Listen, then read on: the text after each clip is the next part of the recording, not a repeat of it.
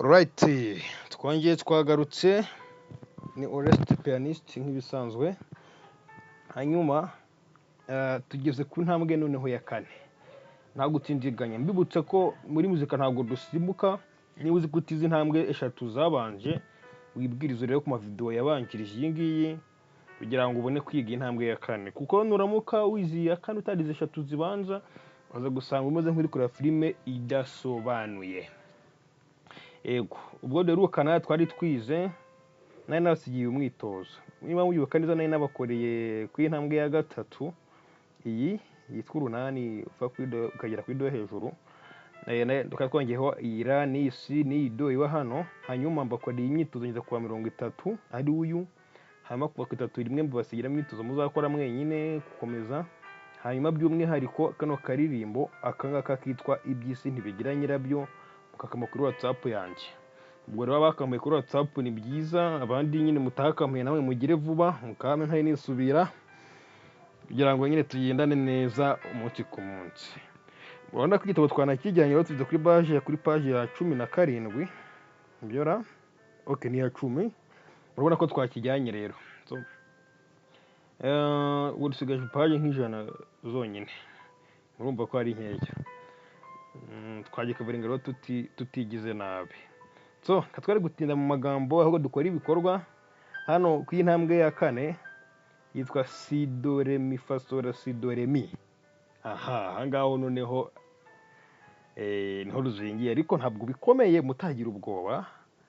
Yego, urumva naka gasi kitambitsemo n'iyi re yo hejuru yitambitsemo n'iyi mi gusa. So ubwo hano kuvuga nkuko hano nyine hari do nkuko bisanzwe, noneho urumva munsi ya do nyine ubwo hari si. Ubwo ni do si nkuko twavuga ngo do si la so fa mi re do. Dukomeza nyine tumanuka hepfo. Ibi nahangaha iyo tuzamuka tukagera hano hejuru nabwo turakomeza tukazamuka kugeza igihe nyine bitewe n'umwanditsi w'indirimbo washitse nyine kukiza amanota yiwe. Ubwo naho twageze kuri do ni do re mi fa sol la si do re mi fa sol la si do, gutyo. Anyway, reka tubikore noneho mu ngiro. Nagira ngo nyine mbere ko nabyo bibaho kugira ngo mutaza kubitungurwa nabyo. So uyu nguyu ubwo urahera hano kuri si n'ubundi. Ubwo kazaganye ku kavorime kugira ngo wache kumva neza amanota mutayavanga. Ubwo iyi ni si. Si do re mi fa sol la si do re mi. Murabyumva ibyo byiyongereyeho.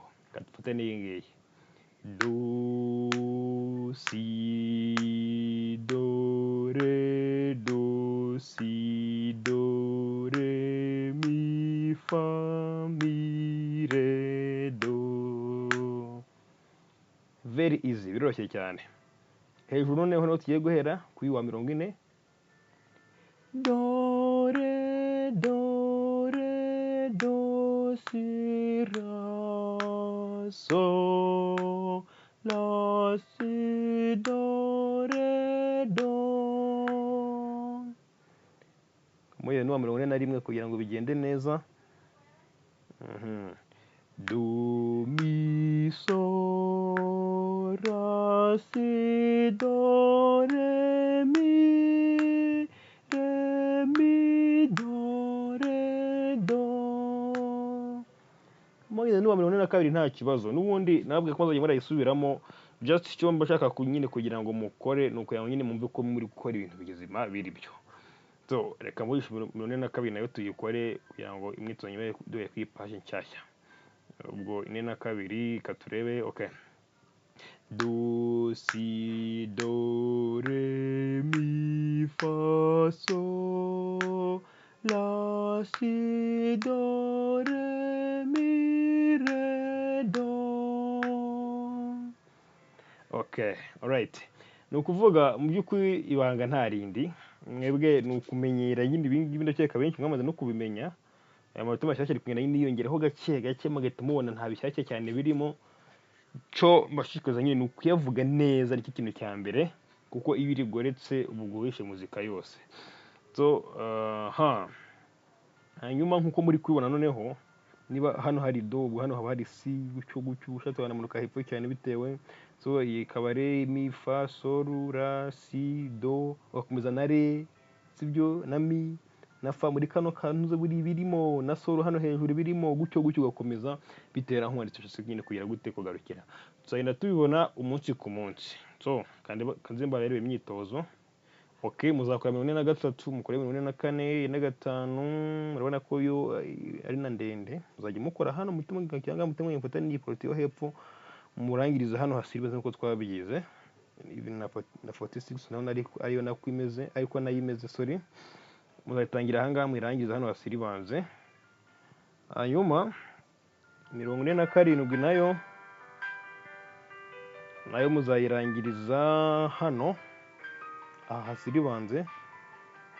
Hanyuma iyi nayo muzayikora mwirangiriza hano hasiribanze gutyo. Hanyuma ngiye muzanyihera kano karimbo nanone, kano 51 muzakandirimbira just mwebwe muzagwana nako kugeza igihe nyine mugafatiye, hanyuma mukandirimbye mukanyohereza muri voice note, ariko muzakame mutera igipimo.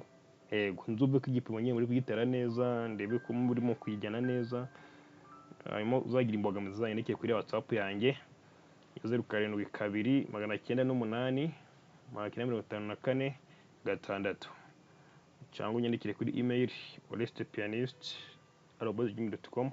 aho hose bari mu kuhaboneka kandi nkabonekera igihe.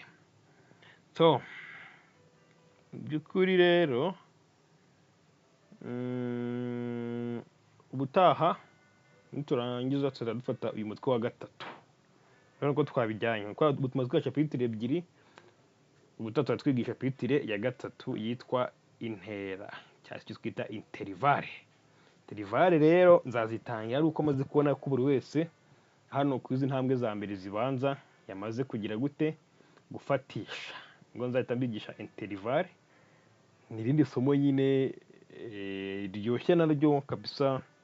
Ubundi avuga ko iyo uzize neza ubwo uri umunyamuziki, kuko nta kintu kwenda kukunanira muri muzika. So interivale muzazitaho cyane, ubwo nyine mbaye bakopejeho, ariko ni ibintu bisanzwe, muzagenda mubibona ko nta bintu birenze birimo, ahubwo nyine nuko abantu batera ububango birakomeye. Oya, tuzabyiga intambwe ku ntambwe, muzabyumva ntimugire ikibazo.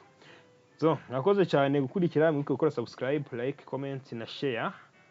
Meko share ndabashikaza cyane kugira ngo nyine iyi video igere kure, abantu bashatse kwiga muzika bakabura uburyo rwose mubayobore hano ku YouTube channel yanyu Oreste Pianist, mbafashe kugira ngo ibintu bigende neza. Ndabashimiye cyane, mugire amahoro y'Imana.